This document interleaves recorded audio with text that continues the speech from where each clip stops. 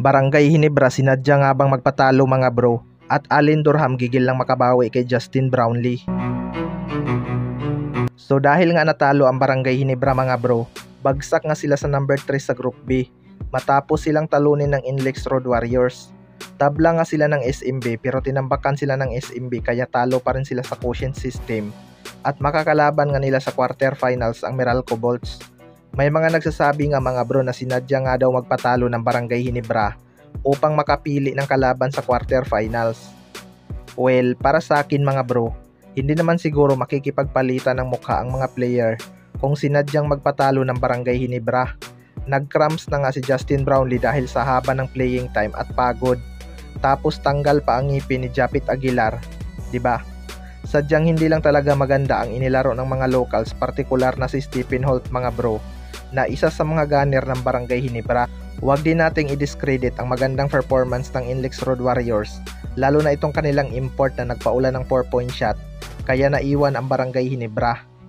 Although may chance pa naman sana silang maipanalo ang laban kung naipasok lang ni RJ Abarrientos ang kanyang huling tira.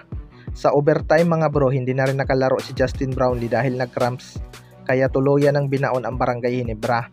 Pero pasok na rin naman sila sa playoffs. Yun nga lang, malakas na Meralco Bolts agad ang kanilang makakaharap.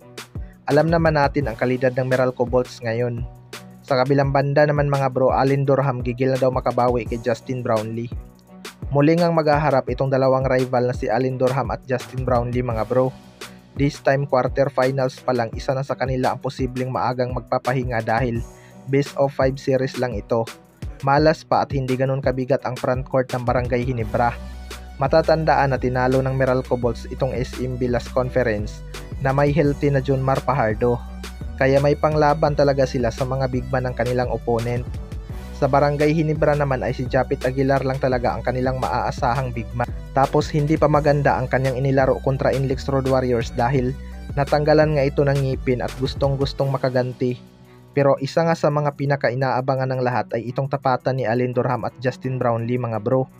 Alam naman natin na maraming beses na silang naglaban sa finals at hindi pa nakakabawi si Allen Durham kay Justin Brownlee. Matapos din ang nangyaring cramps kay Justin Brownlee mga bro, may mga rumors nga na magiging replacement import daw ng Barangay Ginebra itong si Miles Powell. Well, para sa akin mga bro, nilinaw naman ni Coach Tim ko na walang injury si Justin Brownlee. Nag-cramps nga lang ito kaya hindi makalakad ng maayos. Isa nga sa dahilan nun ay sobrang pagod kaya panigurado magiging balance na ang playing time ni Justin Brownlee laban sa Meralco Bolts. Kaya malabo pa sa sabaw ng pusit na kunin ng Barangay Ginebra si Miles Powell. Kayo mga bro, ano masasabi nyo tungkol